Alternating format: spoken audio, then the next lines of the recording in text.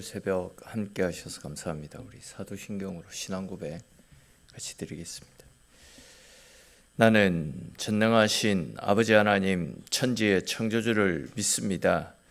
나는 그의 유일하신 아들 우리 주 예수 그리스도를 믿습니다.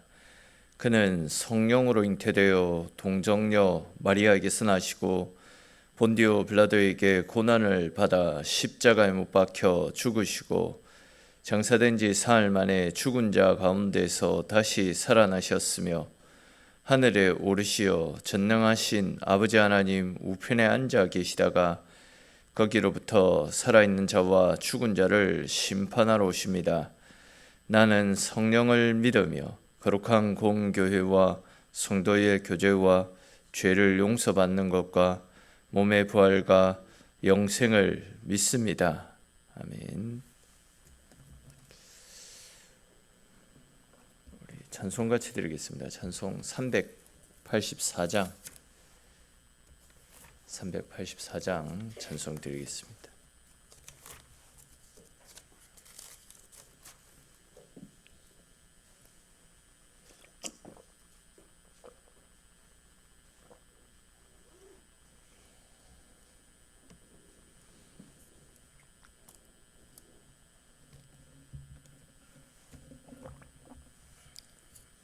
찬송가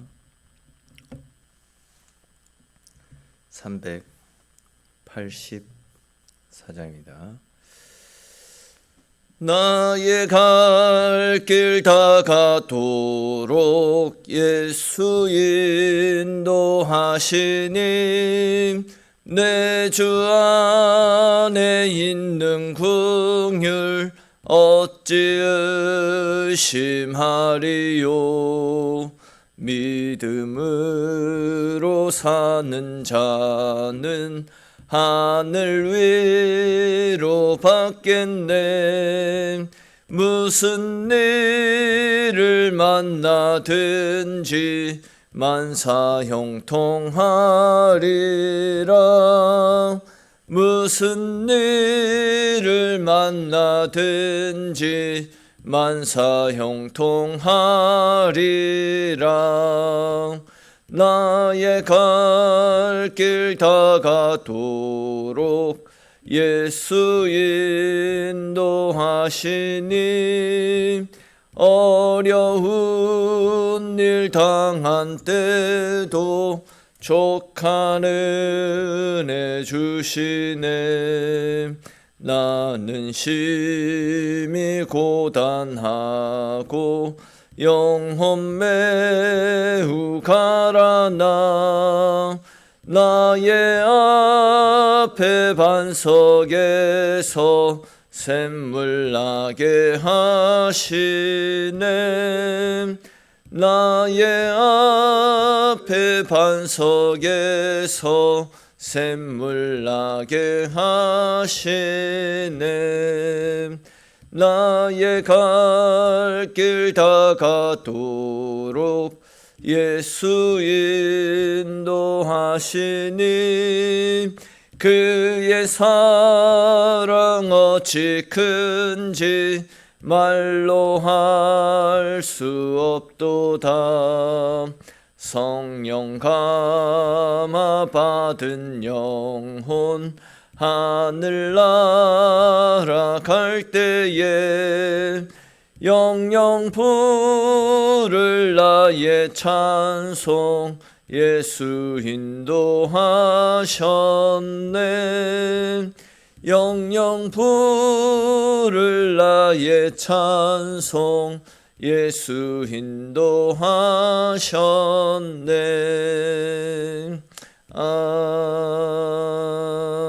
아멘. 아멘. 오늘 함께 나눌 말씀 보겠습니다. 오늘 말씀은 말라기서 2장에 있는 말씀입니다. 말라기 2장 17절부터 해서 3장 7절까지 말씀 보겠습니다.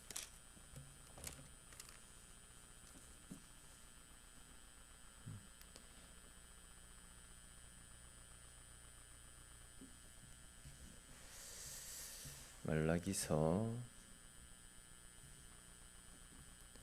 2장 17절부터 해서 3장 6절까지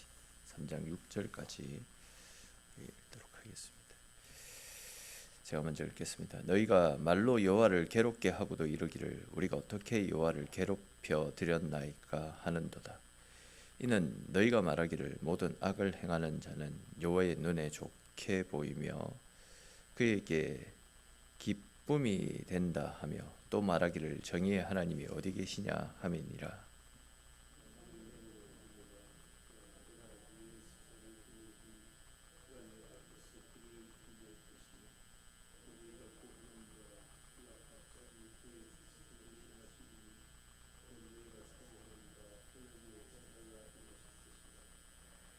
그가 임하시는 날을 누가 능히 당하며 그가 나타나는 때에 누가 능히 서리요. 그는 금을 연단하는 자의 불과 표백하는 자의 잿물과 같을 것이라.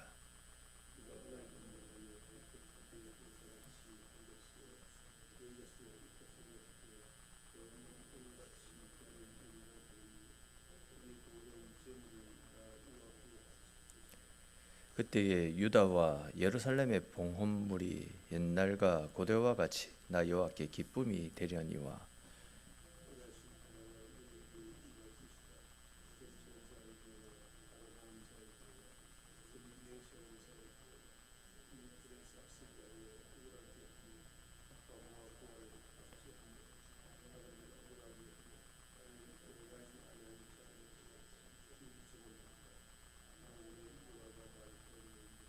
같이 읽겠습니다. 나 여호와는 변하지 아니하나니 그러므로 야곱의 자손들아 너희가 소멸되지 아니하느니라. 아멘. 오늘 본문 말씀이 기록될 당시에 이제 말라기 시대의 유다 백성들은 이방 나라들은 점점 더 강해져가고 또 이제 인간적인 방법을 통해서 약삭 빠르게 살아가는 사람들이 오히려 더 잘 되는 것들을 보면서 하나님의 사랑에 대한 의심을 품고 있었다라는 말씀을 드렸습니다.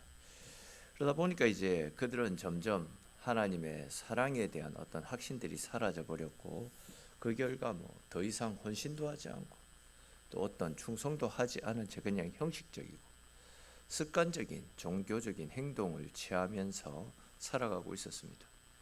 근데 이제 말라기서 2장 17절 말씀 보시면 이러한 유다 백성들의 어떤 형식적이고 위선적인 예배가 하나님을 괴롭게 하고 있다라고 하나님께서 정면으로 유다 백성들의 그러한 이중적인 모습들을 질책하시는 말씀이 나타납니다. 근데 이제 여기에서 말씀하는 괴롭게 한다 이 말의 원어적인 의미를 살펴보면 하나님을 슬프게 만들었다 그런 뜻을 가지고 있습니다. 즉 당시 유다 백성들의 형식적이고 습관적인 예배가 하나님의 마음을 슬프게 했다 그런 겁니다. 더욱더 이제 심각한 것은 이런 일들로 인해서 그들은 이 세상에는 하나님이 존재하지 않는다 이렇게 생각하면서 2장 17절에 기록된 것과 같이 도대체 정의의 하나님이 어디 계시느냐 이렇게 말하면서 정면으로 하나님의 존재를 거부한 채 하나님에 대한 불만을 표출하기에 이르렀습니다. 이처럼 정의의 하나님이 어디 계시느냐라는 말로 불만을 표현했던 그런 이스라엘 백성들을 향해서 하나님은 3장 1절에 기록된 말씀처럼 내가 내 사자를 보내리니 그가 내 앞에서 길을 준비할 것이고 또 너희가 구하는 바 주가 갑자기 그의 성전에 임하실 것인데 곧 너희가 사모하는 바 언약의 사자가 임하실 것이다 이렇게 말씀을 하셨습니다. 사실 이 3장 1절에 기록된 이 말씀이 뭘 설명하고 있는지 눈에 보면 좀 바로 들어오지 않습니까? 즉 이제 버림받고 하나님으로부터 질책받고 있는 그 이스라엘을 위해서 하나님께서 당신의 아들을 보내실 것인데 당신의 아들이 오시기 전에 세례 요한이 먼저 와서 예수님의 오심을 알려주실 것이고 또 그분의 길을 미리 예비할 것이다 이런 말씀이 기록되어져 있습니다. 오늘 본문과 관련해서 생각을 해보면 예수님께서 이 땅 가운데 오시게 되면 분명 모든 인류에게 좋은 일들이 많이 생기게 될 것인데, 이제 보다 더 많은 사람들이 예수님께서 허락하여 주시는 특별한 은혜, 특별한 사랑을 누릴 수 있도록 세례 요한이 예수님보다 먼저 앞장서서 예수님께서 세상 가운데 오실 것을 미리 드러내고 알리고, 또한 그분이 주실 특별한 사랑과 은혜가 무엇인지를 미리 소개하는 사역을 감당하게 될 것임을 예언하고 있는 말씀입니다. 그러니까 이제 예수님과 또 그분의 앞에서 그분의 길을 예비하는 세례 요한의 출생과 관련된 사역과 관련된 이야기를 하고 있는 겁니다. 실제로 이제 말라기에 기록된 이 말씀처럼 세례 요한은 예수님께서 이 땅 가운데 오셔서 공생의 사역을 하시기 전에 예수님보다 앞서서 사역을 하면서 예수님의 앞날을 미리 예배해 놓지 않았습니까? 알고 계시듯이 세례 요한은 제사장 가문의 사람입니다. 마음만 먹으면 이제 제사장이 되어서 부와 명예를 누리면서 편안한 삶을 살 수 있었던 그런 사람이었습니다. 그러나 그가 누릴 수 있는 모든 기득권을 포기한 채 광야로 나왔습니다. 광야로 나아가서 예수 그리스도를 예배하는 삶을 철저히 준비했더랬습니다. 아무리 많은 재물이 있고 또 아무리 권력을 주무르고 있어도 말씀 앞에 순종하지 않고 말씀과 상관없는 인생, 더 나아가 예수 없는 인생은 빈 껍데기 인생임을 너무나도 잘 알고 있었기 때문에 그는 부유하게 살면서 명예를 누리는 그런 세상적인 삶을 쫓아 살기보다도 가난하지만 하나님 말씀 앞에 순종하고 자신의 삶을 통해서 오실 메시아를 미리 드러내고 알리는 진짜 헌신되고 충성된 삶을 사는 것을 더 가치 있게 여겼던 겁니다. 다시 말해서 세례 요한은 자기가 누릴 수 있는 모든 기득권, 부귀영화를 포기하고 그냥 인류의 구원자로 찾아오실 주님의 길을 예비하고 그분을 알리는 일에 자신의 인생을 다 내려놓았다라는 겁니다. 저와 여러분들의 삶도 이 세례 요한처럼 우리의 삶을 통해서 예수님을 드러내고 예수님을 알리는 삶, 복의 통로, 축복의 통로의 삶을 살 수 있어야 됩니다. 이 시대에 주님께서 행하실 일들을 드러내고 알리는 이 시대의 증인으로 부름받았는데 그 증인의 삶을 감당하며 살 수 있어야 됩니다.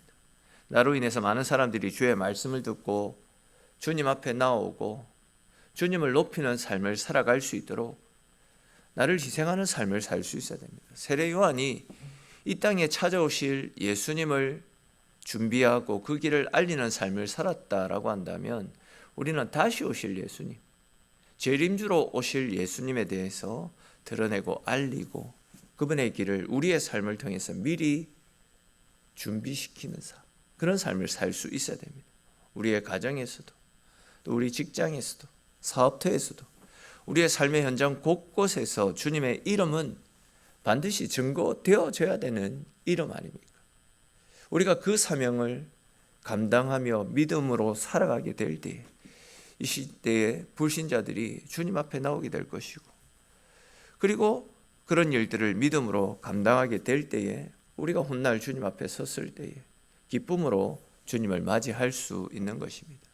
우리 모두가 오늘날 이 시대에 우리들에게 맡겨주신 세례 요한의 사명을 꼭 기억하면서 또 그 사명을 잘 감당하며 믿음으로 살아가심을 통해 우리를 통해서 다시 오실 주님이 세상 가운데 드러나고 주님의 이름 앞에 많은 사람들이 또 나오게 되는 복음의 역사가 일어날 수 있게 되기를 주님의 이름으로 축원합니다.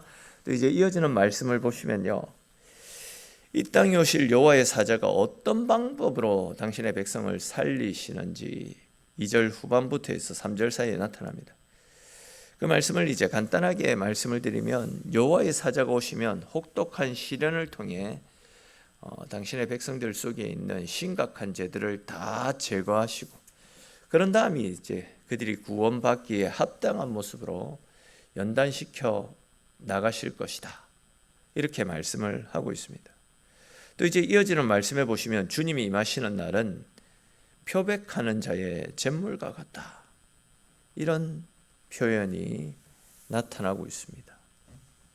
자, 그런데 여기에서 말씀하고 있는 표백이라는 단어는 히브리 원어상으로 보게 될 때 빨래라는 그런 뜻을 가지고 있습니다. 2절 후반부에 표백하는 자의 재물, 여기에 나타나는 표백은 빨래, 즉 옷에 심한 얼룩이 생겼을 때는 물로만 빨아서는 그 얼룩이 지워지지 않지 않습니까? 양잿물에, 당시 기준으로 했을 때 양잿물에 푹푹 삶아가지고 방망이질을 푹푹 해야지만 됩니다. 물론 이제 빨랫감의 입장에서는 그 과정이 무척 고통스러울 수 있을 것입니다. 근데 이제 그런 과정을 거치고 나면 더러운 옷이 눈부시게 깨끗해지지 않습니까?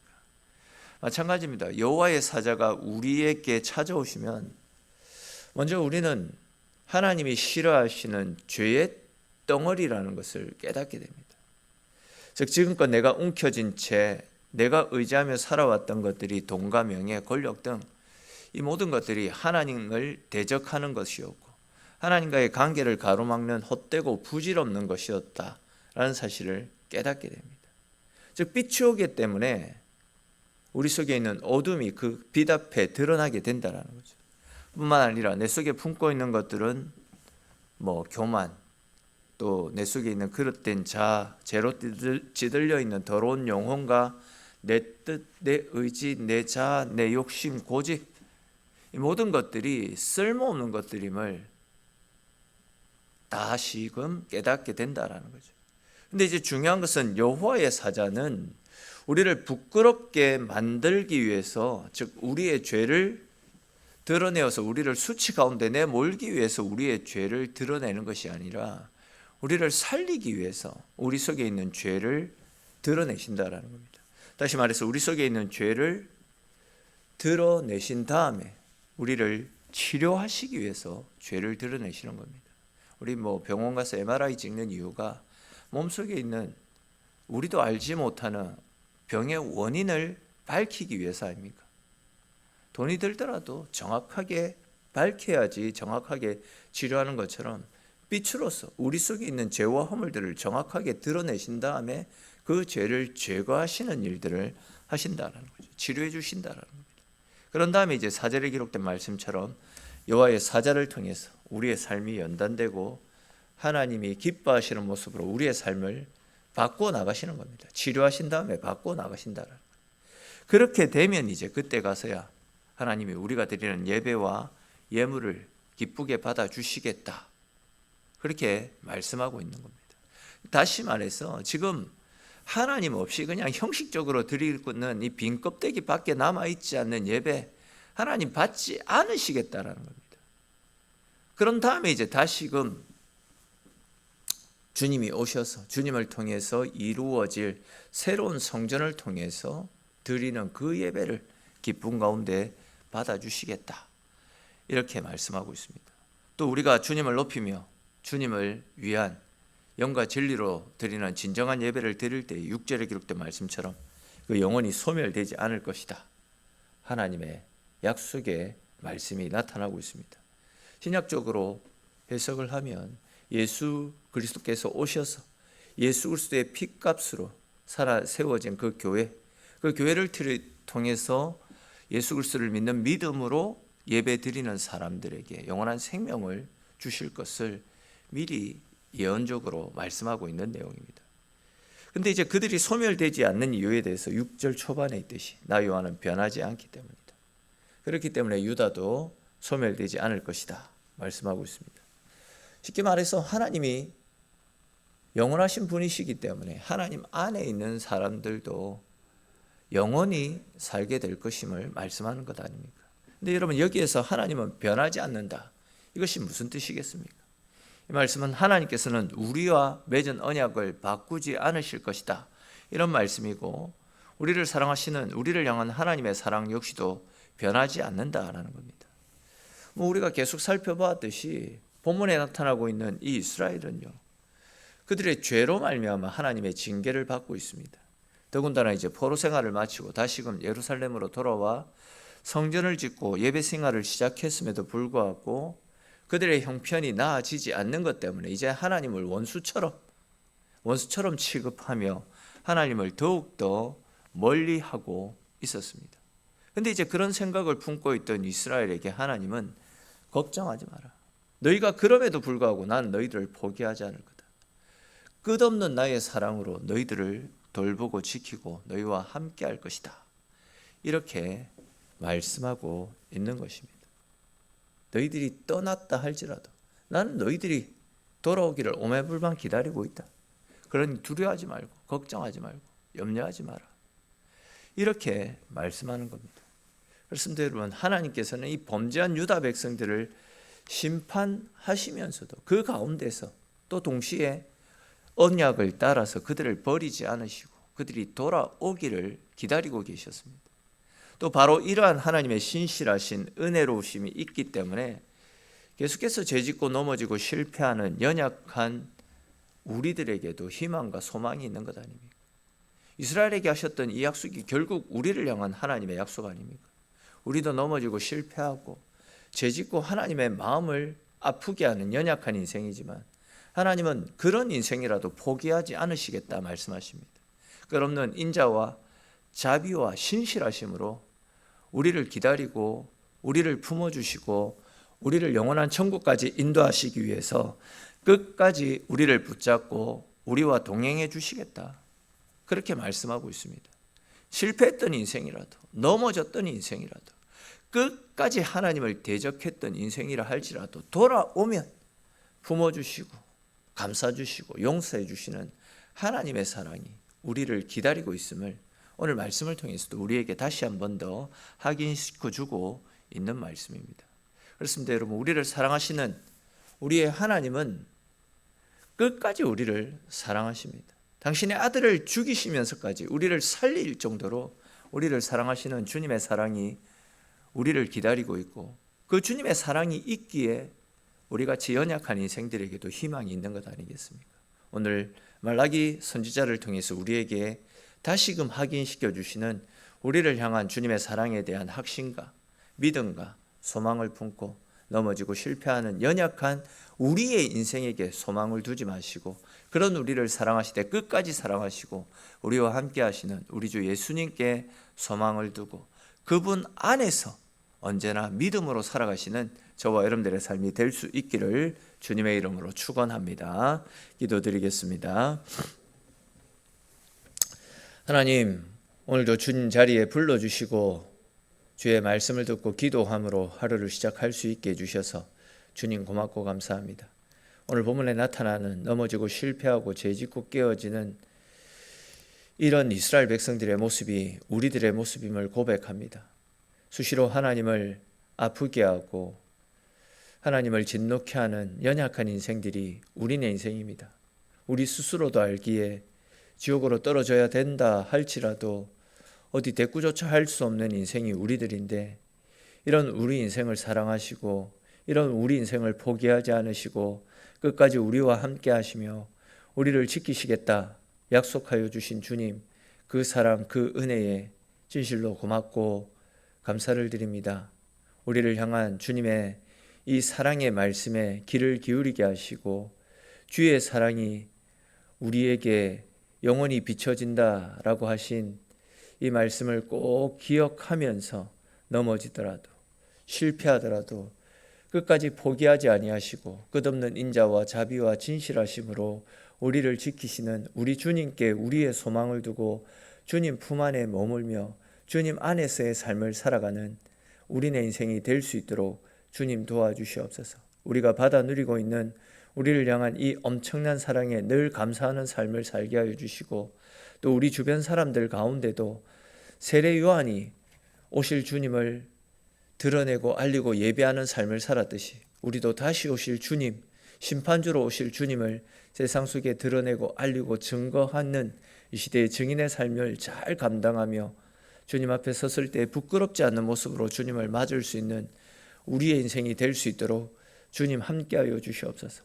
오늘도 기도의 제목을 가지고 주님 앞에 나왔습니다. 기도하며 하나님 찾을 때에 우리의 소원에 응답하시는 크신 하나님의 사랑을 새롭게 누리며 돌아갈 수 있도록 하나님 함께하시고 지키시기를 소망하옵고 모든 말씀 살아계신 우리 주 예수님의 이름으로 기도드립니다. 아멘.